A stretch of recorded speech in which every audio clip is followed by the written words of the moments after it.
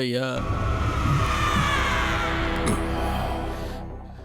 நான் சாகிற வரைக்கும் உங்க காலை இப்படியே அமர்த்தி விட்டுக்கிட்ட என்னோட வாழ்க்கைய கழிச்சுக்கிறேன் ஐயா.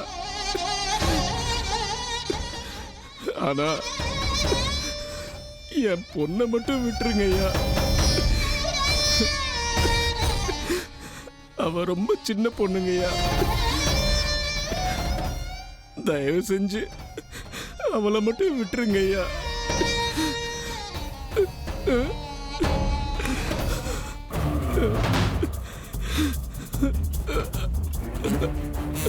எனக்கு கால் அமுக்கி விட வேண்டியது நீ இல்லடா, உன் பொண்ணு.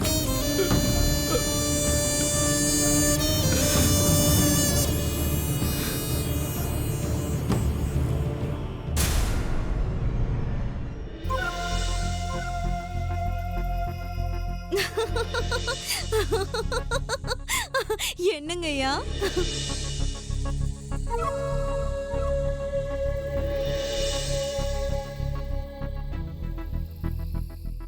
ஜகி,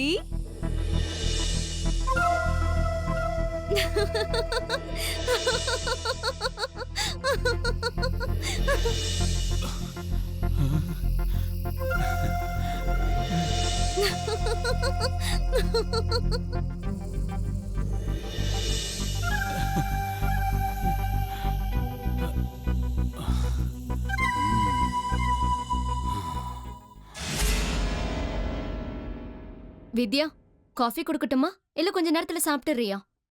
எனக்கு எதுவுமே வேண்டாம் சின்னம்மா. ஏண்டா, ஏன் இந்த வயசுல விரக்தி அடையற? வீட்டுல உள்ளவங்க நிம்மதியா இருப்பாங்க, ஆனா 4 பேர் பேசுறது கேட்கும் போது நாக்கு அப்படிங்கிட்டு சாவலாம் போல இருக்கு. இப்போ அப்படி என்ன ஆயிடுச்சு? ஜக்கி சித்தப்பா அவங்க வீட்டு சண்டைய ஊரெல்லாம் சொல்லிட்டு திரியிறாரு. காலி பசங்க குட்டிச்சுவர் மேல உட்காந்துக்கிட்டு சிகரெட் பிடிச்சுக்கிட்டு என்னெல்லாம் பேசுறாங்கன்னு தெரியுமா சின்னம்மா? எனக்கு எல்லாம் தெரியும்டா. ஏதாவது வாய்க்கு வந்தபடியெல்லாம் பேசுவாங்க. உங்க சித்தப்பாவை அசிங்கமா பேசுவாங்க, என்னையும் தான் பேசுவாங்க. உங்களை பத்தி தப்பு தப்பா பேசினா பரவாயில்ல, உங்களுக்கு பழக்கமா இருக்கும். ஆனா எனக்கு அப்படி அவங்க என்னதான் பேசுனாங்க? அப்படி நீ சகிச்சுக்க முடியாத அளவுக்கு என்ன பேசுனாங்க? ஜக்கி பொண்டாட்டி ஜக்கி வீட்டுல ஒரு வாரம், சேகரன் வீட்டுல ஒரு வாரம் இருப்பான்னு பேசிக்கிறாங்க. இதெல்லாம் ரொம்ப பழைய விஷயம், எனக்கு ஒன்றும் புதுசு கிடையாது. கேட்டு கேட்டே எனக்கு காதெல்லாம் மறுத்து போச்சு. உங்களுக்கு வேணும்னா இது புதுசா இருக்கலாம், ஆனா என்ன கேக்குற கேள்வியில எப்படி இருக்குன்னு தெரியுமா? நீ லலிதா பையனா இல்ல சுனிதா பையனான்னு கேக்குறாங்க. சித்தியே மரியாதை இல்லாம இப்படிதான் பேசுவியா? ஆனா 4 பேர் என்ன பார்த்து கேக்குறாங்களேமா, ஜக்கி சித்தப்பா குடிகாரன் ஆகிறதுக்கு நீங்க தான் காரணம், நீங்க தான் அவரை அப்படி ஆக்கிட்டீங்களா? வித்யா, நான் இந்த மனுஷனை என்னடா பண்ண முடியும்? வீட்டுக்குள்ள வச்சு அவர் கட்டி போடவா? இப்படி எல்லாம் பண்ணா நம்ம குடும்பத்தோட மான மரியாதை போயிடுங்கிற அறிவு அவருக்கு இருக்கணும். பேசுறவங்க வாயெல்லாம் தேடி கொல்லி வைக்க முடியுமா? அப்படி பண்றதுல எந்த பிரயோஜனமும் கிடையாது சின்னம்மா. நீங்க ஜக்கி சித்தப்பாவுக்கு பொண்டாட்டியா நடந்துகிட்டா அவரையும் இந்த மாதிரிலாம் பண்ண போறாரு சொல்லுங்க? நான் சொல்றதை கேளுங்க. ஒரு ஆம்பளைக்கு வீட்டுல நிம்மதியும் சுகமும் கிடைச்சதுன்னா அவன் ஏன் ஊரெல்லாம் இப்படி சொல்லிட்டு திரியறான் சொல்லுங்க? வித்யா, போதும் நிறுத்து. அம்மா, என்ன அடிச்சு ஏன் வாயை மூடுவீங்க? ஆனா ஊர் வாயை எப்படி மூட போறீங்க?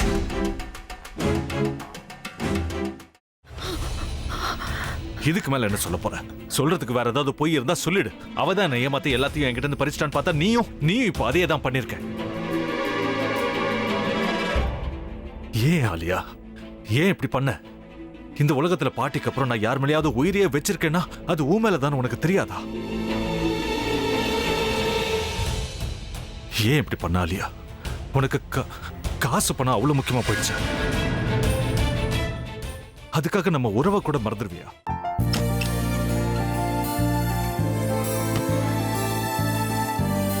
சக்தி சக்தி, ஒரு நிமிஷம்.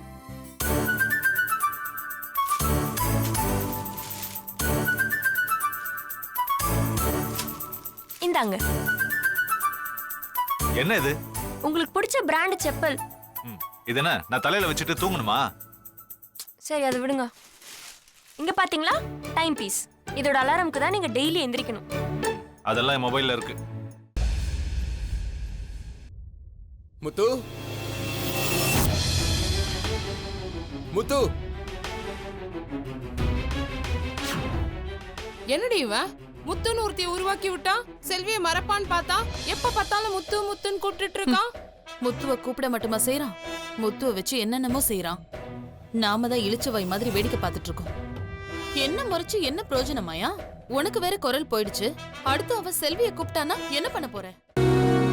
உன்னுடைய விருப்பப்படியே நீ ராமநாத வீட்டு மருமகளா வாழ போற. கண்டிப்பா என்னுடைய ஸ்தானத்திலிருந்து அவன் உன்னை நல்லா பார்த்துக்குவான் அம்மா. டேய், அவரை பத்தி தான் உனக்கு தெரியும்ல. அவர் எந்த முடிவு எடுத்தாலும் அதான் ஃபைனல். நம்ம அப்பா வேணுமா வேணாமாங்கிறத நீயே முடிவு பண்ணிக்கோ. வாடா.